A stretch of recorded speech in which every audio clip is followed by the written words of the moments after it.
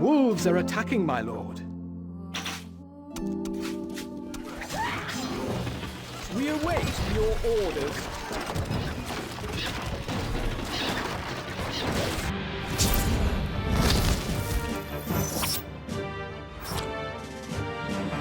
After finishing last year off with some interesting games, I figured that I'd start the new year off with something lighter. I said lighter. Okay, there we go. This is Stronghold. It's a castle simulator and a real-time strategy game. The original Stronghold came out in 2001, which was then followed up by Stronghold Crusader in 2002. There's also another one, but we'll save that. Then in 2013, all of the games were released in HD. Well, sort of. They added widescreen support, fixed some bugs and compatibility issues, but it wasn't a visual overhaul or anything. I'm alright with this. It was cheap price-wise, and if you already own the original versions on Steam or GOG, you got all the new ones for free. So this was more like getting a nice patch out of nowhere. To give some background, I got this for Christmas in 2001. I actually still have it. That doesn't seem like a big deal, but back then the game took me by surprise. Because if you play this game on Christmas, the game knows it. Merry Christmas, my liege. But it goes even beyond that. Greetings, Lord Mark. Greetings, Lord John. I tried a lot of names. Stronghold knew just about every one. Greetings, Megadeth. Yeah, I looked and there are a lot of names here. It's not essential or anything, but it is pretty neat. Anyway, let's get started.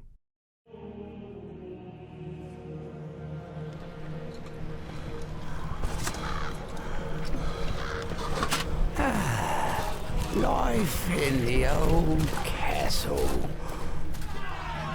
Happy times them were. The people were all so much friendlier.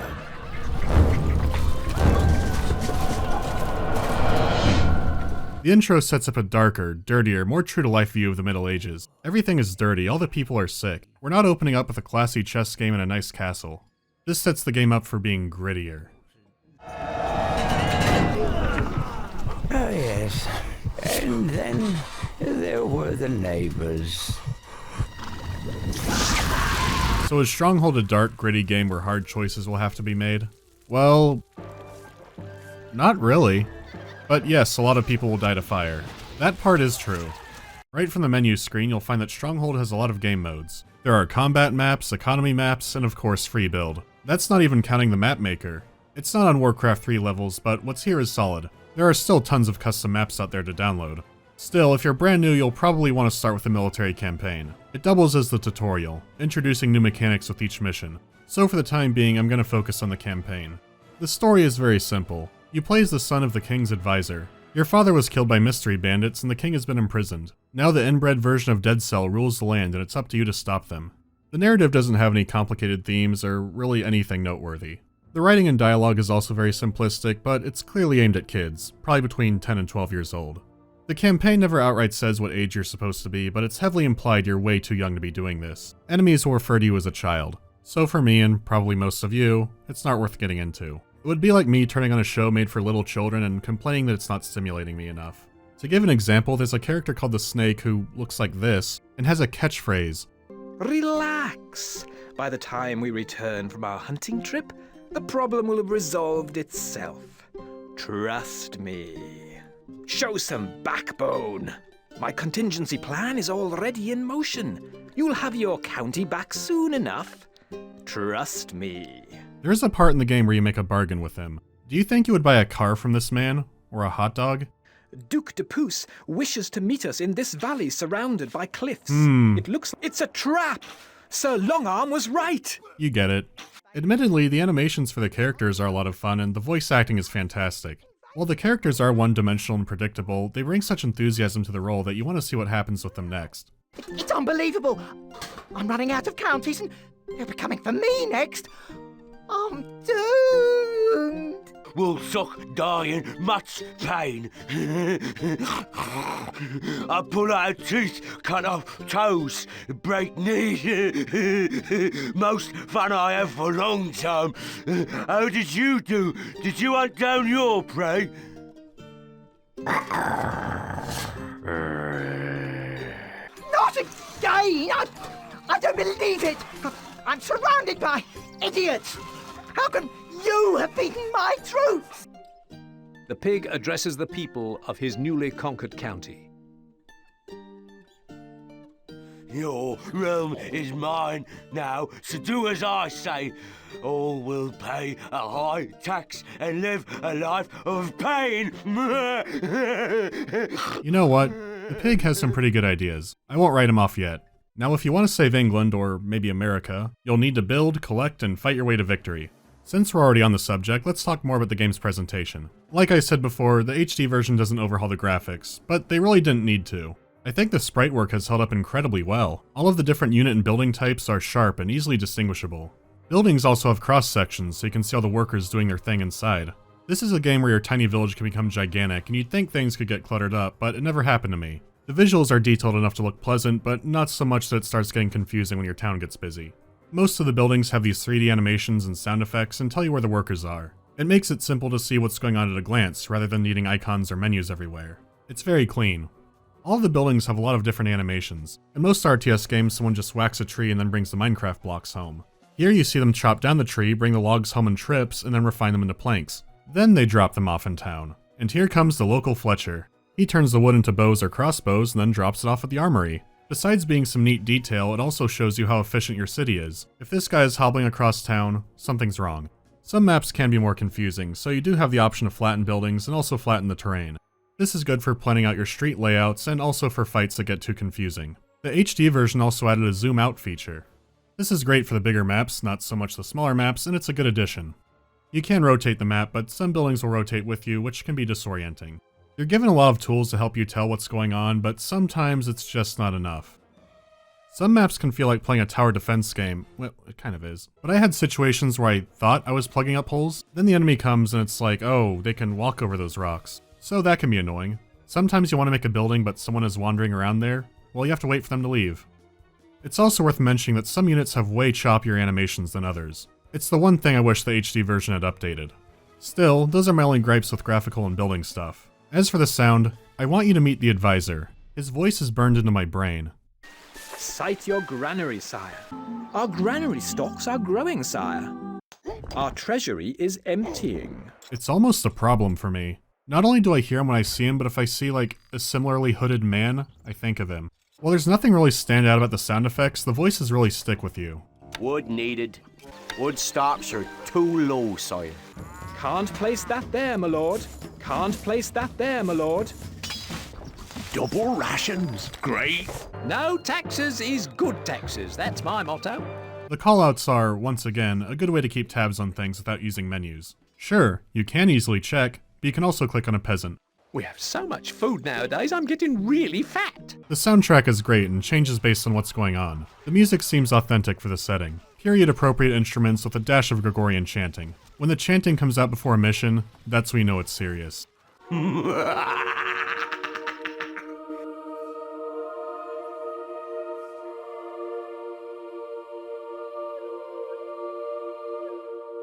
Uh-oh. Onto the gameplay. Most of the single-player game modes have a difficulty. These adjust a few factors. For example, if it's an economic mission, you'll need to gather more materials. An easier difficulty for a siege attack gives you more troops.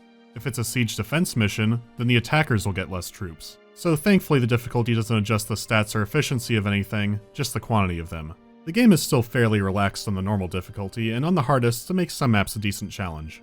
You don't need to radically alter your playstyle for a harder setting. You can somewhat divide Stronghold into the city building and management side, and the real-time strategy game side.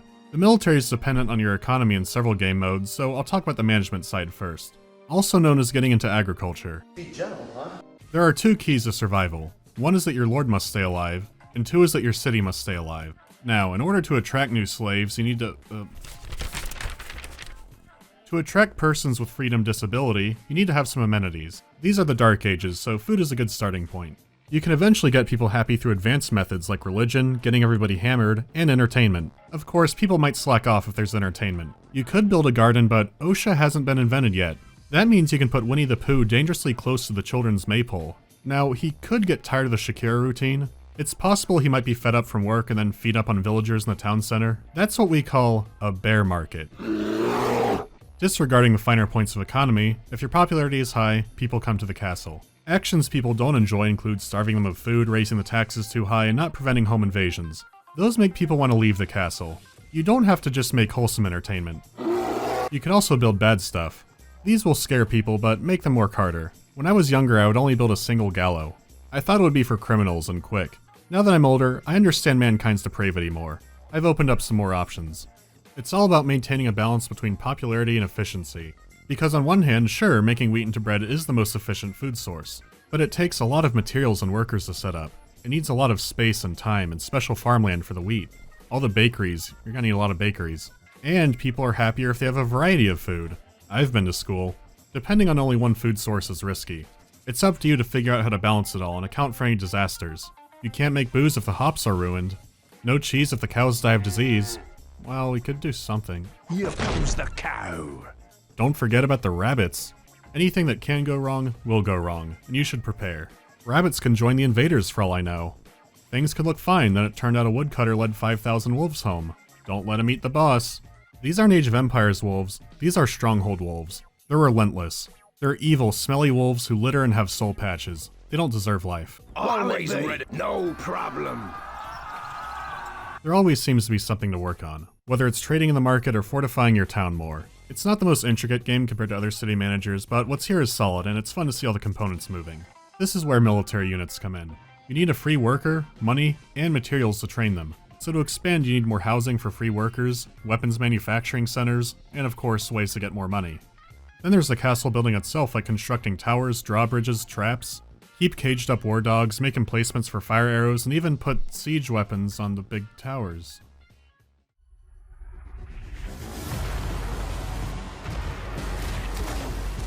Why isn't this in the game? So once again, the building and management part is great, but let's talk about the combat. It's refreshing that every unit in the game remains useful. Spearmen are weak, but they can push away siege ladders. Crossbows penetrate armor, but don't fire nearly as fast as regular archers. Swordsmen are very slow, but can dish out and take a lot of damage. Macemen are fast and can break through the armor of swordsmen, but you need a lot to be effective since their armor is very weak. So it avoids a rock, paper, scissors formula. That part is really interesting. In a siege, you can use tunnelers, fill in the moat, build different engines that use different ammunition types. Combat has so many options. The biggest problem is the control and the pathfinding. Troops only have 3 stances, there are no formations, there's no attack move, there's nothing that a lot of basic RTS games had in that time. The result is moving groups of units at once can feel very clumsy, and then during that you start getting pathfinding issues. It's especially bad when you're trying to climb up a wall. Check this out. Right here I'm putting a siege tower on the wall. Except even when it's down I can't order my units to just climb on the wall and attack everything around them, I have to click on a specific person to get them all up there.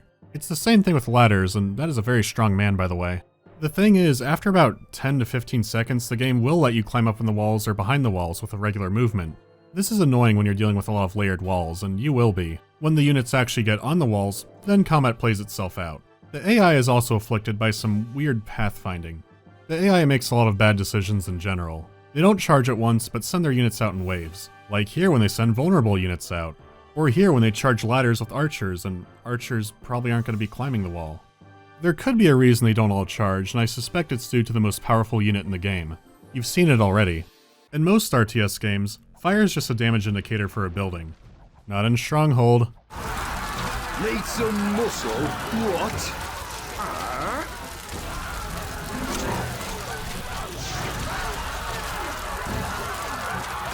There's really nothing like having questionable pathfinding and invisible fire traps.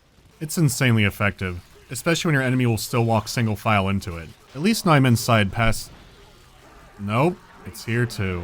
If this game has a meta, it's fire. I really don't know what else to say about it. It's incredibly satisfying to pull it off, but when it's done to you, man. Let it burn!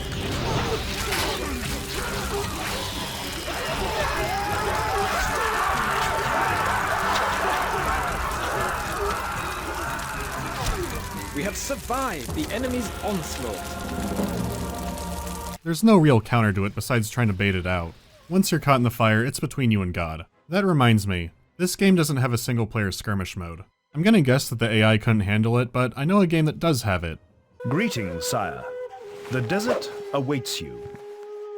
Stronghold Crusader was sold as a standalone game, but it's more of an expansion pack if you've played the first game. Our setting has moved half a world over. The game now takes place in the Holy Land, a time when religious Europeans looked towards the lands of Christ. They looked, and they didn't like it. This time around there are 4 campaigns with 4 missions each. They're pseudo-historical events rather than the story of the first game, which is fine. Like the original game, it's mainly for teaching you the mechanics and the new stuff. The original game had lots of siege maps and invasion maps to play around with, and Crusader has none of those. Instead, there's a campaign of 50 skirmish missions and a bonus campaign of 30 more. And you could set up a standard game of it with your own parameters. What the first game lacked is now the main game mode. Then again, they still have free build. Most of the buildings have a new look to reflect the setting, and that goes for the units as well. There are also a handful of new buildings, but the biggest change comes from the new units. They're Arabic mercenaries. You only need free workers and gold to hire them. This means you can rush in the first seconds of the game. However, some units like slingers are effective in groups and cheap to recruit, so you can counter a rush by giving your people rocks. Some of the new units are just worse versions of their European counterparts, but hey, you can get them out quickly. Then you have the more interesting ones. You can now use the harassment plague of horse archers. Assassins are the first sneaky boys in the game. They can only be detected from close range and they climb up walls. If they stand on a gate, they'll open it right up. This is a cool option for punishing someone who is overextending with walls. The new units are the biggest addition, but things were changed in other areas as well. Let's look at the presentation. Some of the old UI icons now have color. Alright. Of course, the biggest change is the environment. It's a lot more obvious where you can plant crops now. It's also worth mentioning that a lot of these maps are much bigger than the original game. Some of them are meant to accommodate 4v4s. The new desert landscape makes resources easily identifiable. It's nice, but unfortunately my biggest problem is still here. It's still difficult to tell what's going on with the cliffs and rocks. You still need to be extra careful with walls. I do admit that it happens a lot less often compared to before. Most of the maps are much better about it. The spirit of the character performances has also carried over. In fact, they might have turned it up a bit. A message from the Caliph. Remove your army from sight of my castle walls at once! Watch your back, knight! Watch your back! You have not seen the last of me! Infidel! A message from the Lionheart. The smell of victory is in the air, my friend. Then you have the new music. This stuff is good.